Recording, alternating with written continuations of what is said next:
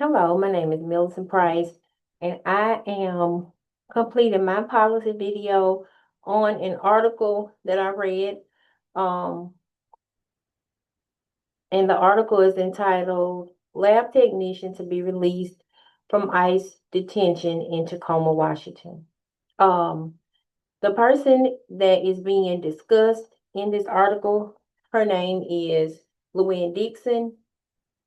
And the subject at hand is basically immigration and how current immigration policies have changed. They've changed how um, individual cases are handled, how any immigrant at any given time can be detained. So the individual in this article that I'm going to discuss, her name was Luann Dixon. She is a 64-year-old Pierce County resident, who is known to her family, friends, and members, and her neighbors and, co-workers as Auntie Lynn. Sadly, she had been held at the Northwest ICE Processing Center, um, ever since February of 2025 after federal agents stopped her at Seattle Tacoma International Airport, after she returned to the United States from a trip to the Philippines.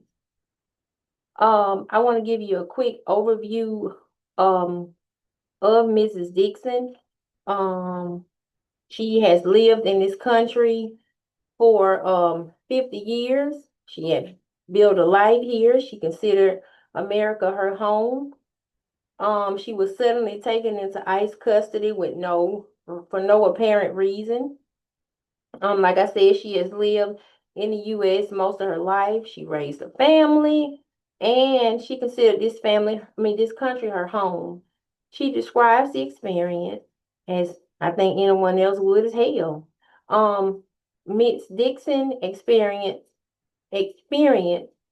basically shines a light on the bigger problem with U.S. immigration policy, especially the way long-term residents can be suddenly detained without a warning, without warning or support.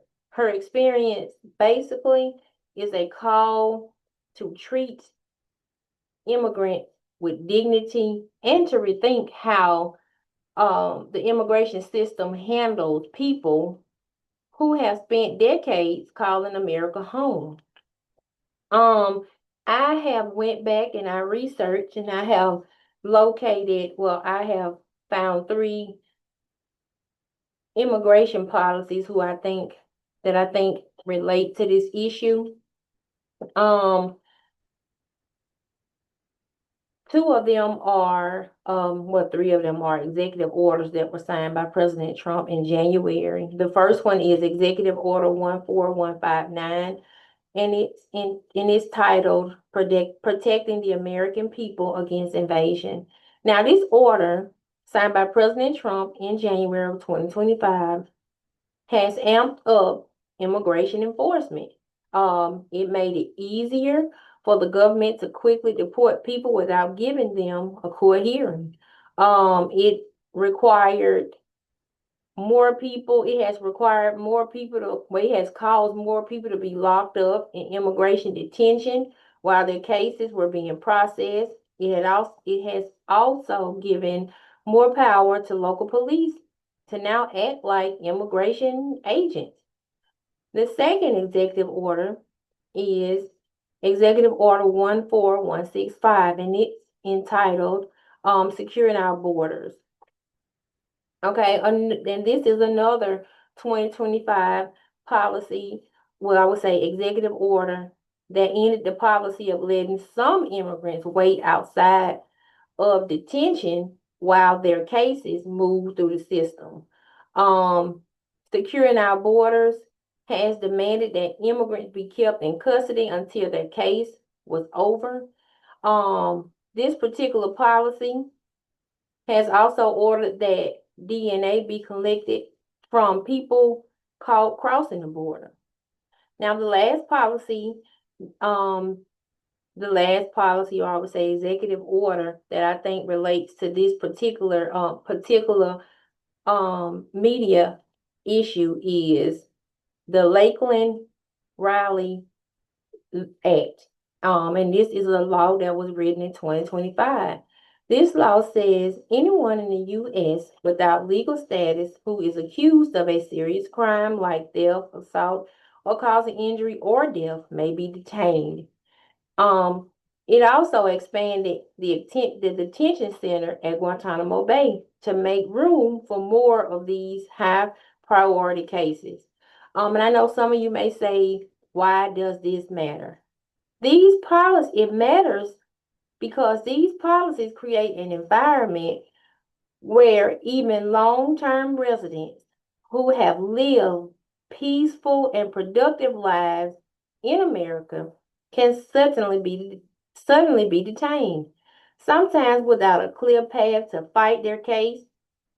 Sometimes they're being detained, and their families or loved ones have no idea where they are or what happened to them. That's basically what happened to Miss Dixon in this article. Her experience reflects the broader system's shift toward more aggressive detention and deportation tactics, often at the cost of fairness and humanity.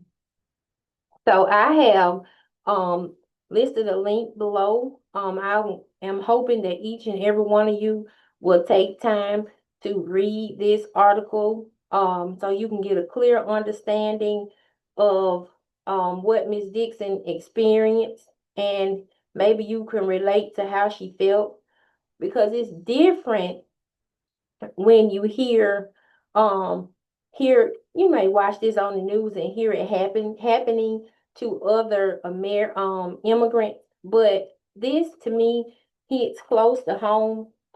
And I would say that I feel like it's not fair, but that's just my opinion, so I'm asking you to read it, and maybe you can decide what your stance is on the current immigration issue. Thank you.